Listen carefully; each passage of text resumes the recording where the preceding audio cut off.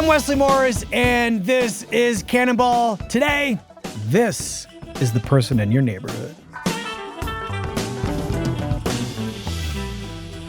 Anytime two very different people I love tell me I need to watch something, I'll do it.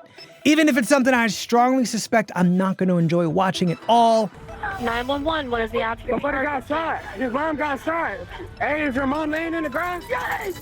That's how I found myself making my way over to Netflix to watch The Perfect Neighbor, a documentary about a woman who in 2023 shot and killed the lady who lives across the street in the working-class Central Florida neighborhood.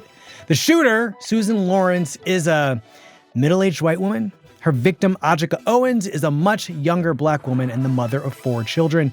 Half the movie is about the events that culminated in Owens' murder. The other half is about what happens in the immediate wake of her death. And part of what makes this movie, I'll say, fascinating is that a lot of the film comes from police body camera footage. Turn around. Turn around. Where's your gun at? It's in my bedroom. The movie's marriage of subject and form raises some moral, ethical, and emotional questions that left me no other choice but to reach out to my friend and colleague, Parul Sehgal, one of my favorite critics of anything, period, and definitely one of my favorite people to go to help untangle these kinds of knotty issues of art documenting life. And as it turns out, I didn't even have to ask her to watch this documentary because she'd already done it, even before I did. And like me, I think she watched most of it from in between her fingers. Here's my conversation with Parul. Parul, welcome to Cannonball. Thank you, Wesley. You were specially requested, by the way. I Oh, mean, really? You're always, the carpet's always out for you. But somebody last night was like, when's Parul coming on? And you're like, I have something especially dour and frightening to see if I can conjure her Yeah, up I with. didn't tell him what we were talking Yeah, about. But yeah, okay, let's begin with just why I at least dragged my feet to watch it. Part of it is, you know, knowing what the story was, that we were going to have to sit through the death of a person, you know, like a living person in a documentary, that made me uncomfortable. I knew this case. I'd read about it when it happened 2 years ago and had zero interest. At no point did I say, you know what I'd love to see? An entire movie about what led up to this woman being killed. But here we are with this film, and I'm actually curious what drew you, of all the things you could have been watching, to watch that. No, I watched it with tremendous reluctance, but I kept hearing, especially from my friends who are filmmakers or documentary filmmakers in particular, that I had to see it. And not to see it in the sense that here's something that is, you know, a perfect work, although it's been, you know, generating a lot of Oscar excitement and all of that. But they just said that there are questions in this film that you're going to want to engage with. You're going to want to think about. And I saw it, as you say, like really between my fingers, I think more specifically kind of like in a little like kind of crouch. And for me, the story of this film, first of all, is just like its somatic effect. I still am not sleeping well. Like I'm still very, very jittery. I'm still very jumpy. There's so much to say about this film. There's so much to dig into it. And I think that one of the most interesting things, first of all, is how the filmmakers have tried to do this, to get us to look at what seems unbearable to watch. Well, right? talk to me about the somatic response that you had to watching it. Because, I mean, I guess, is it the actual circumstances? Because basically what we're talking about here is fundamentally a community relations situation, right? A neighborhood where the things that typically happen in a neighborhood, at least a functional one, include such things as kids being outside and playing all hours of the day. And that breaks down at some point because somebody in the community does not like, we'll start off being very generous. She's not like the sound of these kids playing outside, and she does not like their proximity to her home, which, you know, she's expanded in her mind the property line so that these kids are playing on her property, so to speak. And what you're watching is an assortment of officers over the course of about a year and a half talk to the neighbors on this street about the phone calls that 911 has been getting, the sheriff's department, from this woman named Susan. I'm having problems with the neighbors' children. They come up to me and just scream like idiots. Susan is calling to say all sorts of things about the kids on her property. The kids are loud. The kids are getting on her nerves. The kids are threatening her. The mother of 4 of the kids, Ajike, is also threatening her. She's concerned for her safety. Her nerves are shredded. At some point, we hear her say, I need to know what I should do. Because they're getting ridiculous. I mean, I don't bug anybody. I'm a single woman. I work from home. You know, I'm peaceful and quiet. I'm like the perfect neighbor. It's a very eerie thing. It's almost like we're seeing a stage set, right? Mm-hmm. All the interactions take place on that street. It's like the curtain rises and it's like another incident, another call. 911, what is the address emergency? We got kids trespassing again. They're leaving all the toys around. Right? We keep coming back to that place, and we keep coming back to familiar people, right? Familiar neighbors will come out. Phyllis, the one sort of incandescent with rage white woman who lives there and just cannot believe how Susan is talking to the children, right? She's also calling them names. She called them slaves. She told them that the field that they weren't on, where it wasn't the Underground Railroad. And the officers are coming back repeatedly. You know, they come back and they're like, yeah, we know the situation. We know this woman. We see something of a dynamic emerge between the police and the neighborhood. Every time I walk past, she thinks we're trying to steal her truck, go buy her truck. We're not even. How old are you? We're 11. Okay. I found that fascinating, the way in which Susan brings the police and this neighborhood in alignment with each other. And like human alignment, right? Not strategic alignment. Although the police are trying to give the kids and the parents advice about how to behave with respect to this person, which is basically just leave her alone. If she starts screaming at you guys, I want you to go tell an adult, okay? I don't want you to antagonize her, okay? Because what happens is when you guys antagonize her, she can make you guys look bad. And you guys are just out here playing, right? Yeah, but they give them advice, but it's very striking too because they make them responsible, right? Yes. The kids are responsible. The kids are like, don't aggravate the situation. Don't Don't antagonize. And you know what's interesting is when the police come and speak to the neighbors and specifically to the children, what do they do but remember? I was a kid once. Everyone was a kid once. We're all loud as kids. We like to yell and scream and fight, and so I get it. Almost every single cop slips into this reverie. I remember when I was a kid. I remember doing this. I remember doing worse than what you're doing. There's this way that they're both, you know, kind of seemingly moved by the children and remembering their own childhoods, but not treating the children like children. Right? There's no concern for the fact that she's yelling hateful and it seems to be racist. Yes. Speech in their direction, that she's harassing. Right? There's no.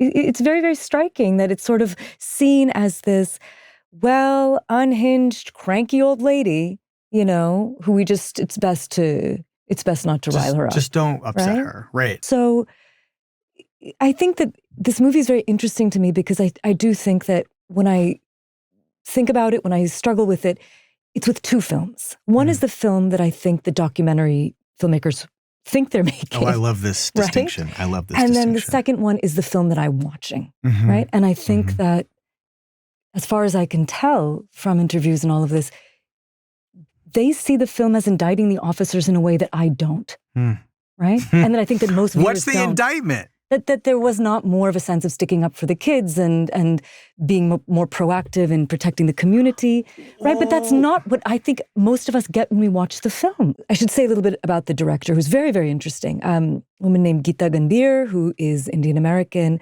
and got her start. I think the first movie she ever worked on was Malcolm X. Spike Lee's Malcolm X. 1992. She was a student at Harvard studying animation, and Spike Lee came to speak, and she just went up to him and said, I want to apprentice with you. I want to work with you. And she got an internship, and she worked and edited did a slew of his movies, Bamboozled, When the Levees Broke. She's just been in the world of telling stories about racial justice and also gender. I think she made a documentary called I'm Evidence about untested rape kits, right? So she's somebody who really thinks about storytelling and advocacy together, very, very closely related. And she's a personal connection to this story. You know, it was some relatives of hers were very close to Ajike. In fact, I think one of her relatives lived in that house before Ajike did and said, come to this community. Come actually live in this house. This is a great place to raise children. And this is like an in-law of the filmmakers. This is, I think, her sister-in-law. Okay. So when she heard of the killing, she went down and they started taking a lot of footage, a lot of interviews, in part not to make a film at first, but to sort of draw attention to the case. And as they were reviewing it, she says, she was like, this is a film. And in interviews, she's very, very clear about wanting to indict the system and saying the system not only failed the community, it failed AJ, it failed the children, but it also in a way failed Susan. It did not protect her from herself. This is what she says. That's not the film I saw. Right, no, right? that's not. That's not the movie I've seen. Wait, hold on. I want to actually come back to the movie we saw. Yeah. But in order to do that, I want to sort of spend a little more time in like the granular details of like, I want to come back to this question of what it is that we are watching law enforcement do. Not just watching law enforcement. What are we watching as law enforcement? Yes. We are the camera around their necks. Right. We identify with them. Right. In so many scenes, especially the scenes at night when they go to Susan's house and they've got the flashlight and they're ringing the doorbell and then they move away to create that birth. Whose fear am I identifying with in that moment, Wesley?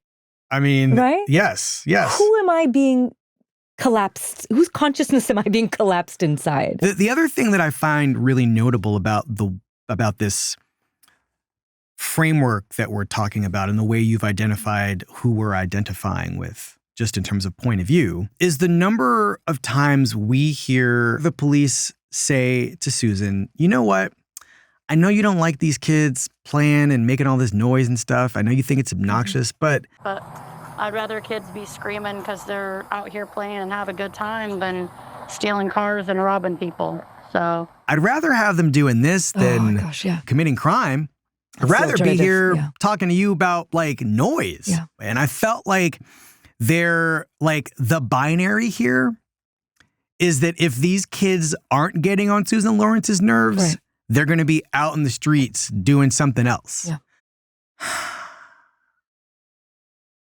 There's something about the way that the police talk to the kids where it almost sort of feels like they're future criminals in some way. Yeah, of course. Or like criminals, like there's crime out there waiting for them somewhere. Well, there's crime inside them.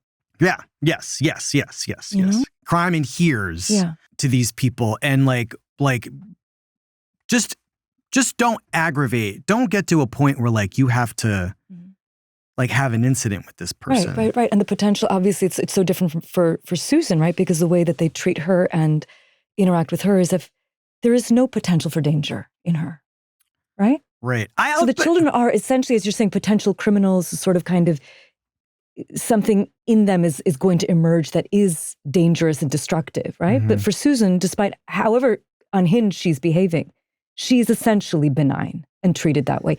Right? And the fact that at no point is Susan regarded as a threat, right? Even to the point where they described that she'd been seen brandishing a gun. Yes. She'd thrown things. She was using racist speech at the children, right? At no point do the police officers, does anybody speak to the parents about harassment, about abusing emergency services? At no point does that come up. Right. There's a very odd, sort of disturbing interlude where it's revealed where she had gotten her truck stuck behind like a locked fence for some reason. Like so locked on the property. Right? It's never really explained how that happened, what she was doing there. We don't know. No. But we do know that she used her truck to ram her way out or try to ram her way out. And the guy has called the police to be like, you know, she fucked my gate up. Like, y'all need to do something about this. And they they trace the car to her address, and they show up. 1 minute! And she comes to the door, Jeez. and she's indignant. Sheriff's office. What do you want? Are you Miss Susan? Yes, I am. Can you step out here for a second?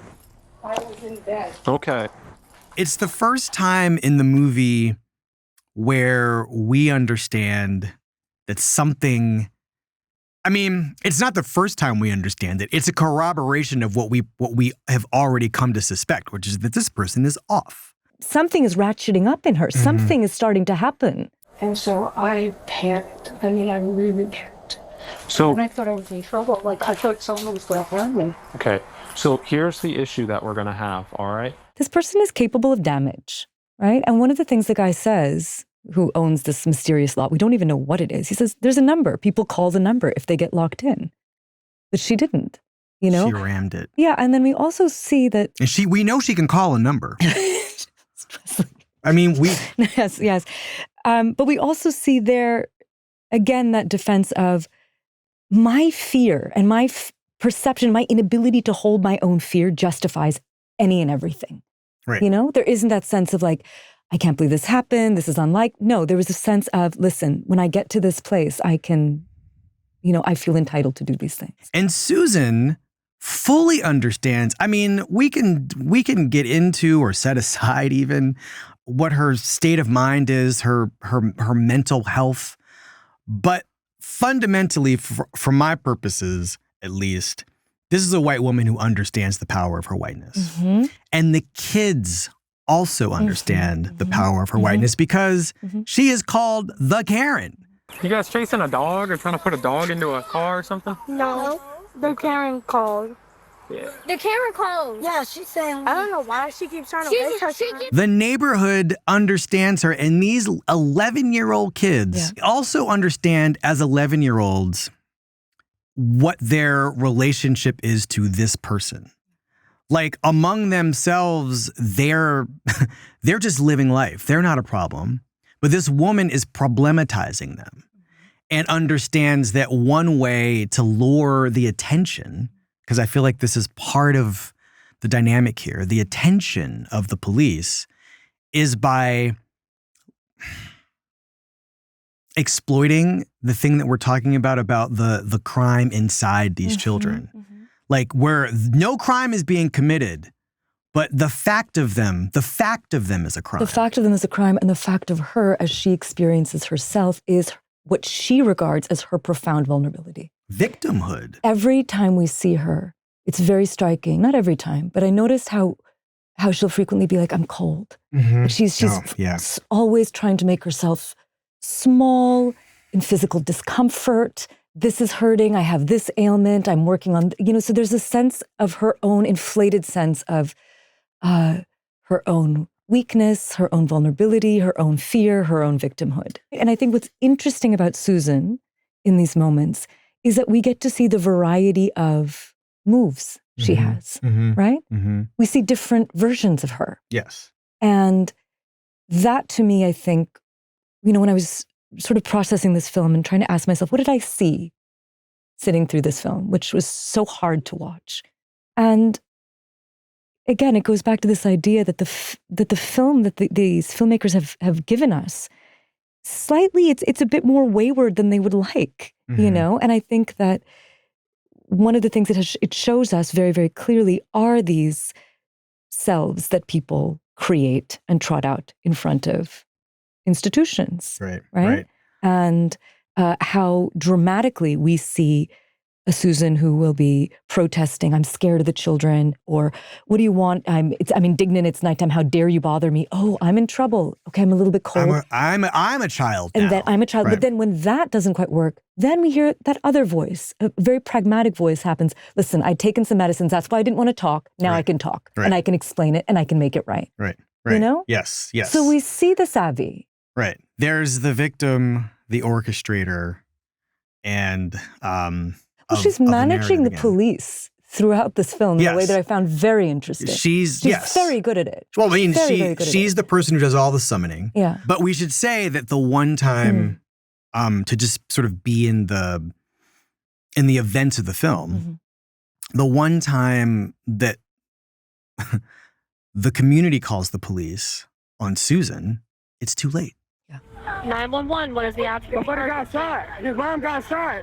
And as the police are approaching, what we're hearing is and seeing are people on the street waving to the police to come help. Where's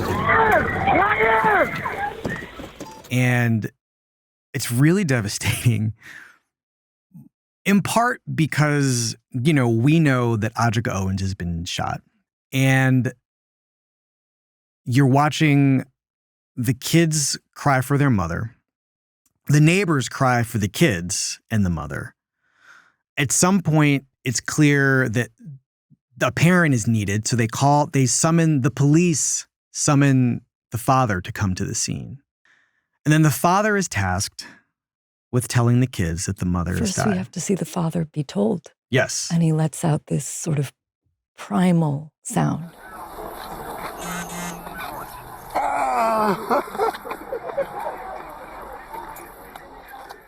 Yeah. Right? This is his ex. This is the mother of his children. He lets out a sound that I don't think I've heard something like that on camera.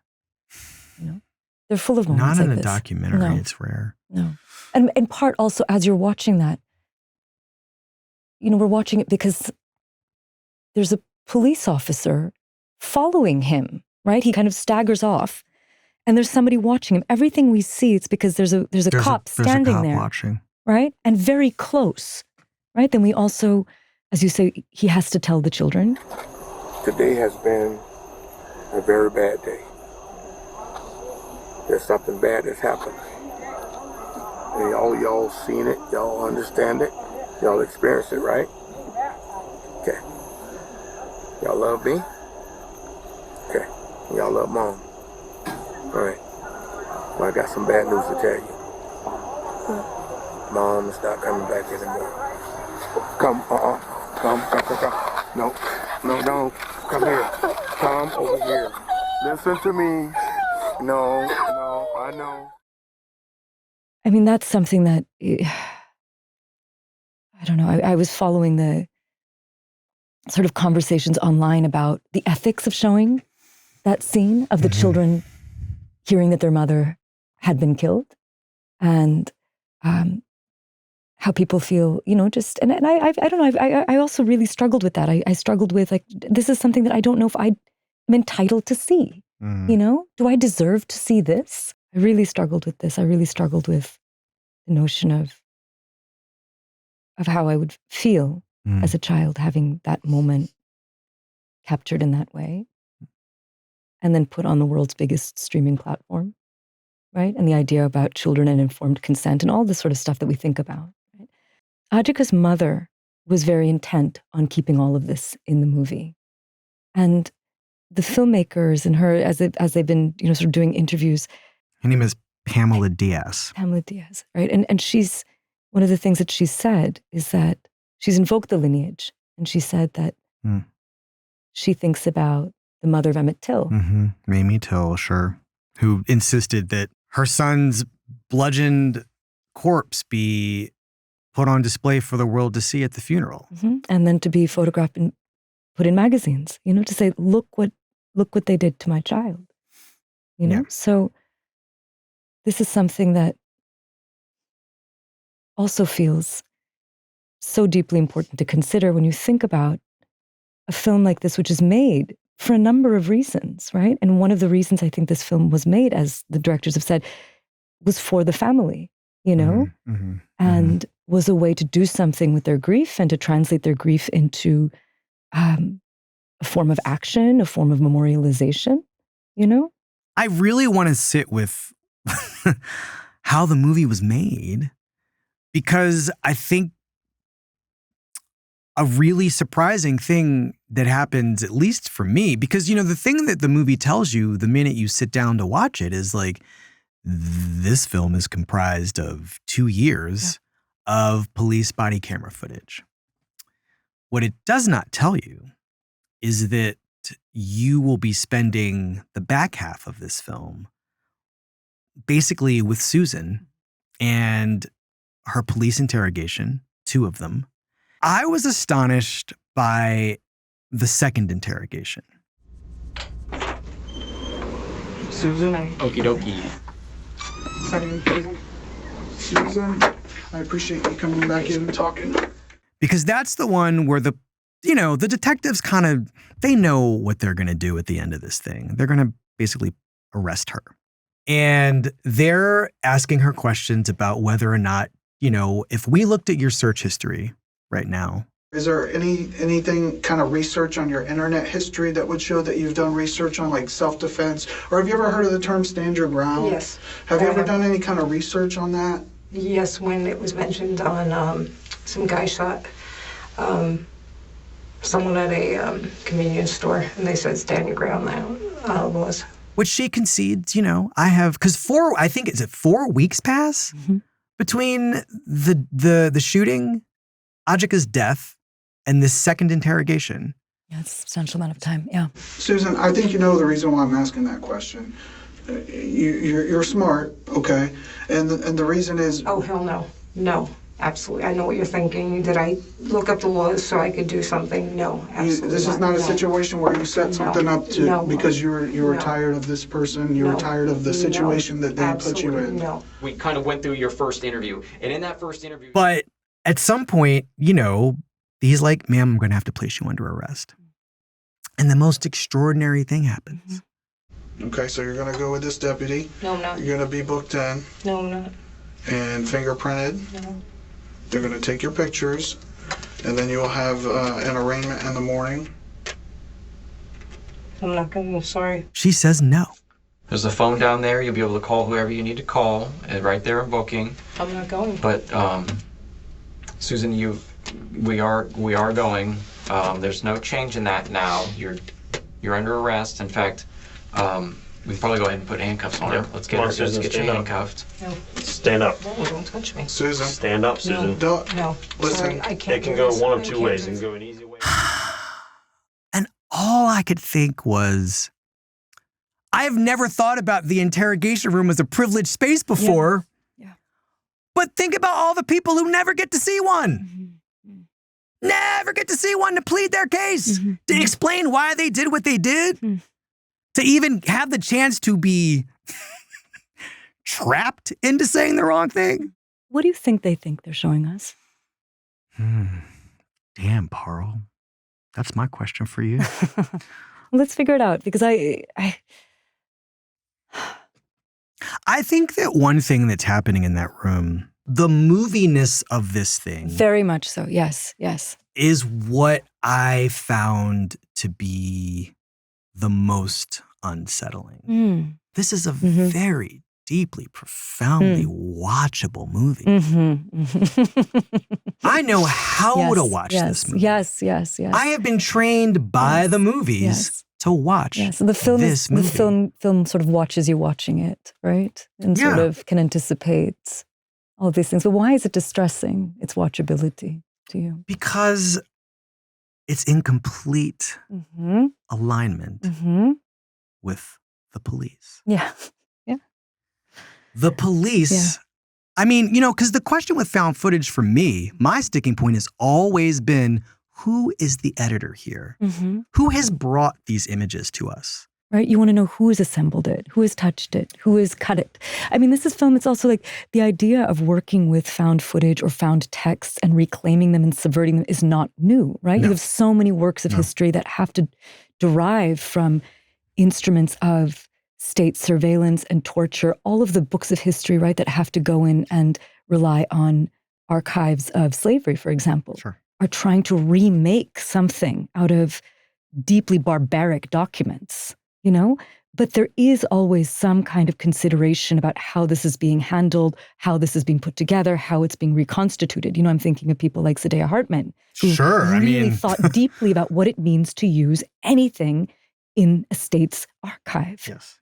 And the great academic and scholar and author Saidiya Hartman, whose work has essentially been about the sort of almost spiritual genealogical legacy of the history of this country and how it just lives in us. And how sometimes these pieces and these scraps from these archives are all we have, and we have to make use of them, but we also have to take great pains to explain how they've come into our hands, their particular power, what they reify.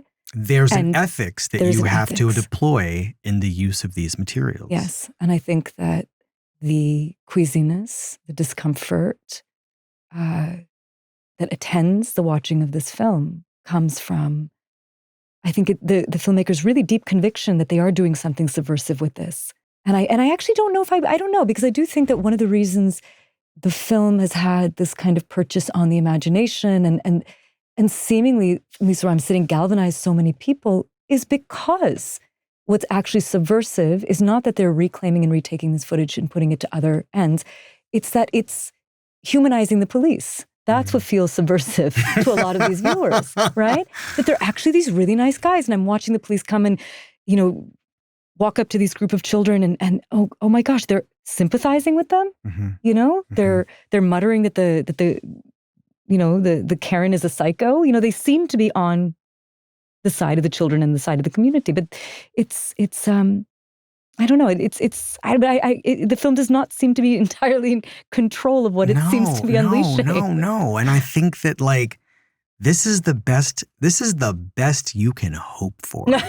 Right? Yeah. This is the best case scenario for this footage. Yeah. And what I think is going to happen is, I don't know. This to me is a floodgate opening to me. I don't know what happens in the wake of this thing, but what we're talking about, the use of archival anything to make anything old. But the use, like filing a FOIA request, a Freedom of Information Act request, to get this footage, this body cam footage, and turning that into art and entertainment that's new. We're in a new realm here.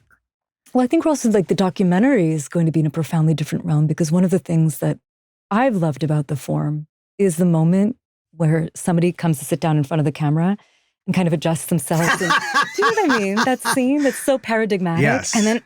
And then they begin to speak. And it's kind of like the way that even before they say something, I've already got an attitude to It's the classic and then they'll be like, is this my mic on? Is my hair I'm Wesley out of Morris. I'm a critic at the New York Times. Well, it was an ordinary Tuesday. But that moment of that encounter that we have with someone as they start to narratize their own experience and think that they have the truth and think they know. And so much of documentary is about a bunch of different people sitting together and realizing that that's not what happened. That's not what I knew. That's not the truth. This is it. This is it. Go on. No, keep going.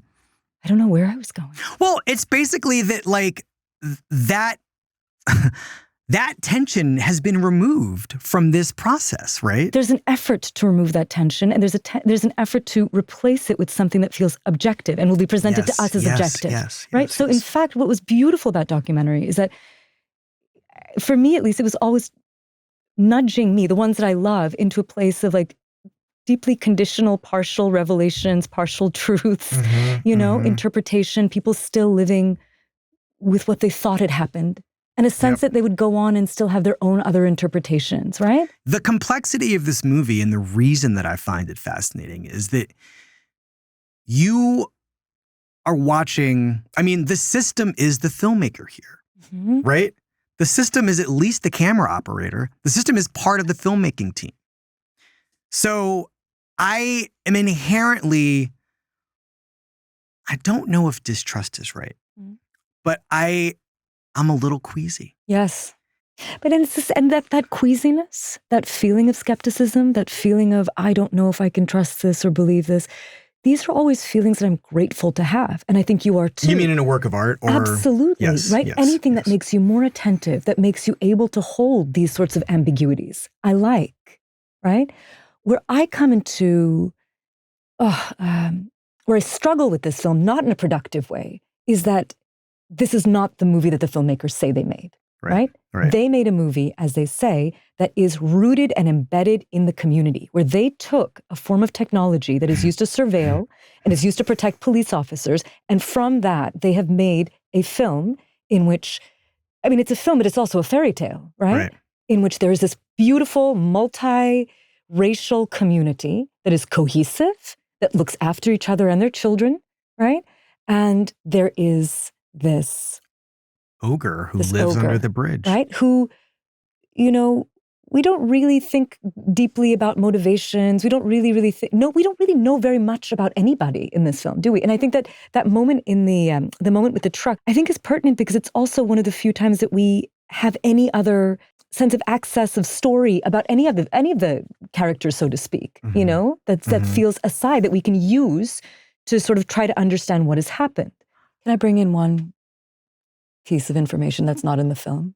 Sure. So I just wanted to, So you went and dug around. I dug around. Okay. And one of the things that I just became curious, because the film itself is so incurious about its characters as people. And can use the form as a kind of plausible deniability in that respect. Exactly, right? And it's not only that it doesn't ask questions of Susan, but we don't really see Ajike. We don't really see the children really as specific children. We see them as a group. Right? And I understand why that's the case, but I also just became curious about the specific sort of personalities and histories behind it. And one of the things, you can see all of this is online, the trial, the testimonies of Susan's sister also, which is very harrowing, and sort of shares her own story. Their father was a Hungarian immigrant who was in a concentration camp, sexually and physically abused both girls from the age of 3 on. So much of it's so painful. There's so much suffering. But one detail really did stick out to me, which is that the 2 girls, and I think it's because it isn't presented as important. The sister says that as children, the 2 girls were put in charge of the household. They had to cook for the men. They had to do all the cleaning. You know what they didn't do? They didn't play.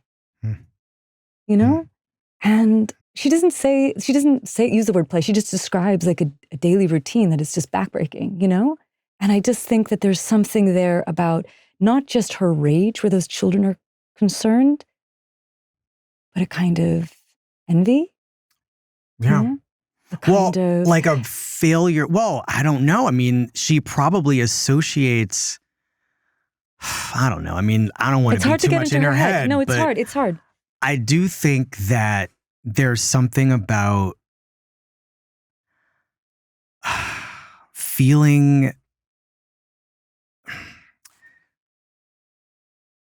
that freedom that those kids are experiencing is almost a mockery of her trauma, to the extent that, none of this is exonerating. None of it is exonerating. It's just explanatory in some way. It's explanatory, and I think it brings out, for me at least, this important aspect of the film, right? Where you talk about Susan weaponizing her gender and race, right? To call the police as a white woman in danger means something very specific, right?